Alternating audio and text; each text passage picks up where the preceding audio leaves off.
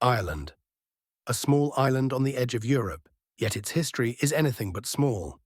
From ancient tombs older than the pyramids to centuries of resistance, revival, and revolution, the story of Ireland is one of survival, spirit, and identity. In this series, we're exploring the full story of Ireland, from the very beginning to the present day, in clear, powerful chapters. This is the history of Ireland, told simply but never watered down. Chapter 1. Before Ireland. Was Ireland? Ireland's story begins long before the concept of a country even existed. The island was first settled over 9,000 years ago by Mesolithic hunter-gatherers who followed the retreating ice after the last ice age. These early people left few traces, but they paved the way for what came next, the Neolithic farmers. By 4000 BC, Ireland's landscape began to change. Forests were cleared, settlements were built, and across the land, incredible stone monuments appeared.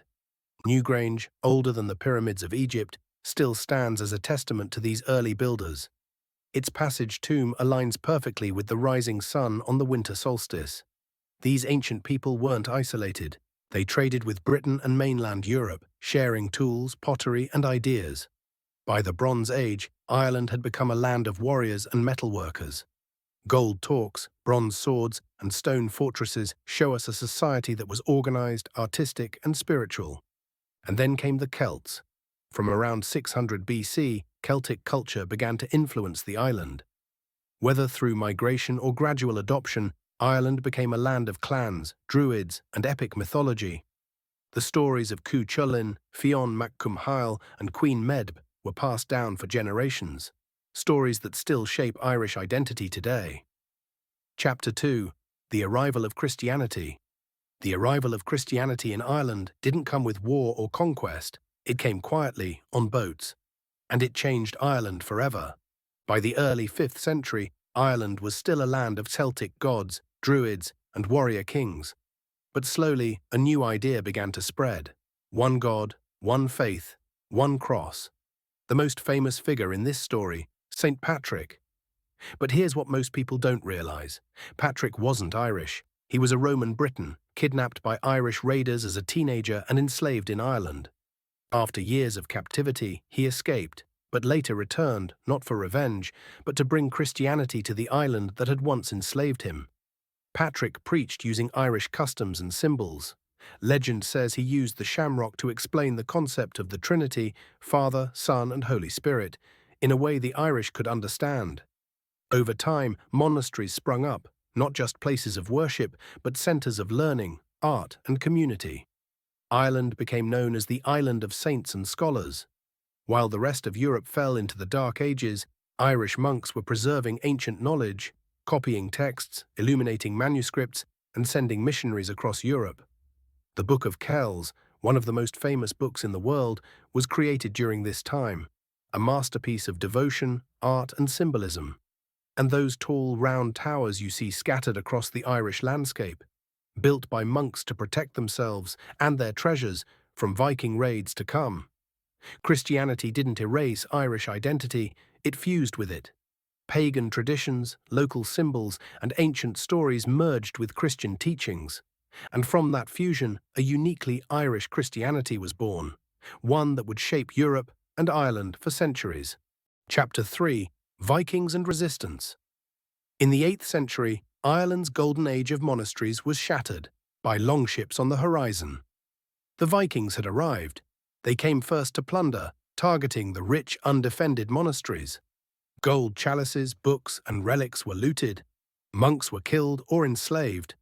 But over time, the Norsemen began to settle. They founded Ireland's first true cities, including Dublin, Waterford, and Limerick. Dublin, in particular, became a thriving Norse Gaelic kingdom, a centre of trade in slaves, silver, and spices. The Irish and Vikings fought, but also intermarried, traded, and blended cultures. The resistance was fierce. Irish kings like Brian Boru rose to power by challenging Viking influence. In 1014, at the Battle of Clontarf, Brian's forces defeated a Norse-led army. Brian was killed, but the battle marked the beginning of the end for Viking power in Ireland. Yet the legacy remained, in language, in towns, and in bloodlines. The Norse didn't just attack Ireland, they helped shape it. Chapter 4. The Normans arrive. Just as Ireland began to stabilize after centuries of Viking raids, a new power arrived, the Normans. In 1169, a group of Anglo-Norman knights landed in Wexford, invited by an Irish king seeking help in a local feud. But the Normans came to conquer, not assist. Led by Strongbow, they captured towns, built stone castles, and quickly spread across eastern Ireland. By 1171, King Henry II of England arrived, the first English monarch to set foot in Ireland. The Norman invasion turned into English rule. The Normans brought feudalism, new architecture, and new systems of law. They built massive castles and founded towns. But they also married into Irish families, learned the language, and began to go native. So much so that a later English law, the Statutes of Kilkenny, tried to stop them from adopting Irish customs. By the 14th century, English control had shrunk to a small area around Dublin, known as the Pale. Beyond it, Gaelic lords still ruled. Ireland was not yet conquered, but the stage was set. Chapter 5. Rebellion and Plantations. By the 1500s, Ireland was about to enter one of the darkest and most turbulent periods in its history. The English crown, under the Tudors, wanted full control of the island, and that meant crushing Gaelic rule, outlawing Catholicism, and planting loyal English and Scottish Protestants in Irish lands. The result was centuries of rebellion, war, and displacement.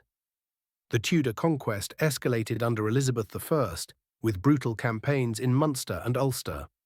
Castles were destroyed, lands seized, and entire regions depopulated. The 9 Years' War, led by Hugh O'Neill, was one of the fiercest resistances, but it ended in defeat at the Battle of Kinsale in 1601. Then came the flight of the Earls. The last great Gaelic lords, including O'Neill, fled Ireland in 1607, hoping to seek help from Catholic Europe. Their departure marked the end of Gaelic Ireland. In their place came the plantations. English and Scottish settlers were given Irish land, especially in Ulster, displacing the native population and sowing the seeds of centuries of sectarian division. Towns became divided, new landowners ruled over resentful Irish tenants, and the cultural fabric of Ireland was ripped apart. But the spirit of resistance never died. Rebellion would rise again and again in the centuries to come. Chapter 6. Cromwell and Confiscation. In the mid-1600s, Ireland faced one of the most devastating invasions in its history, led by Oliver Cromwell. Following the English Civil War and the execution of King Charles I, Cromwell, now leader of the Puritan Commonwealth, set out to crush resistance in Ireland. What followed was a campaign marked by massacres, land seizures, and terror. Cromwell landed in 1649 and began his campaign with the siege of Drogheda. When the town refused to surrender, his forces slaughtered soldiers and civilians alike. A similar massacre followed at Wexford. These brutal acts sent a clear message: submit or be destroyed. After the violence came the confiscation. Vast tracts of Irish Catholic land were seized and handed over to English soldiers, creditors, and Protestant settlers. Irish land ownership plummeted. Those who resisted were killed, exiled, or pushed west, famously told to go to hell or to Connaught. By the end of Cromwell's conquest, Ireland's population had been decimated by war, famine, and forced migration. The memory of his campaign left a scar so deep that even today, in Irish memory, Cromwell is a byword for cruelty. Chapter 7. Penal Laws and Perseverance. After Cromwell, Ireland came under tighter English, now British, control.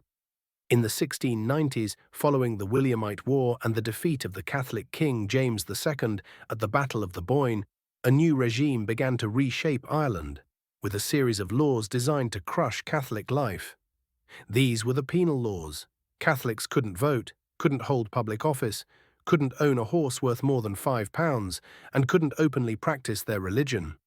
Catholic clergy were hunted, education was denied, land ownership continued to decline.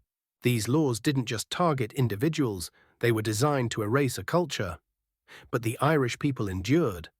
Hedge schools emerged, secret outdoor classrooms where children learned to read, write, and speak Irish history and faith. The Catholic Church operated in the shadows, And even in the face of suppression, Irish culture, language, and music survived, passed down in homes, stories, and songs. In the cities, a new class of Protestant merchants and landlords dominated. But in the countryside, the Irish peasantry held on to their traditions. And beneath the surface, resentment simmered, waiting for a spark that would come again and again in the centuries to follow. Chapter 8. The Great Hunger. We think of the Irish famine as a tragedy caused by nature, a potato blight, a failed harvest. But the truth is far more complex and far more political. In the 1840s, Ireland was still ruled by Britain. Most of the land was owned by absentee landlords, many living in England. The Irish people, especially in the West, depended heavily on the potato, a crop that could grow in poor soil and feed large families. When blight struck in 1845, the crop failed, and it kept failing, year after year. But Ireland wasn't empty of food. Grain, meat, and butter were still being exported to England, while people starved in the fields. British policies of laissez-faire economics and deep-rooted anti-Irish prejudice meant that relief was slow, inadequate, and often cruel. Over 1 million people died. Another million emigrated. Families were torn apart. The Irish language and way of life were shattered in many areas. It was not just a famine, it was a national trauma. The famine changed Ireland forever. It sparked a wave of emigration that scattered the Irish across the world to America, Canada, Australia, and beyond.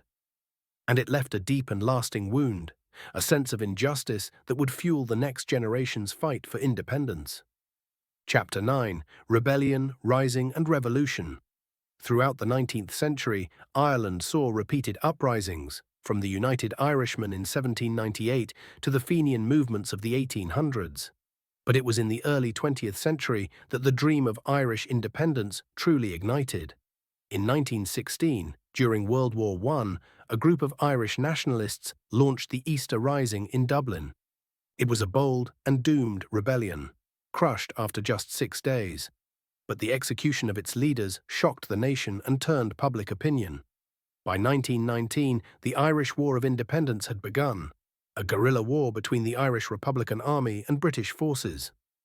The Anglo-Irish Treaty of 1921 created the Irish Free State, a new self-governing nation. But it also partitioned the island, leaving 6 counties in the north under British control. This led to civil war, Irish against Irish, over the terms of the treaty. When the dust settled, Ireland was independent in the south, divided in the north, and scarred by decades of struggle. The end or the beginning?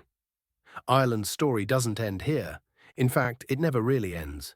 The 20th century brought economic challenges, social change, and a long, painful conflict in Northern Ireland, known as the Troubles, which lasted from the 1960s to the 1990s.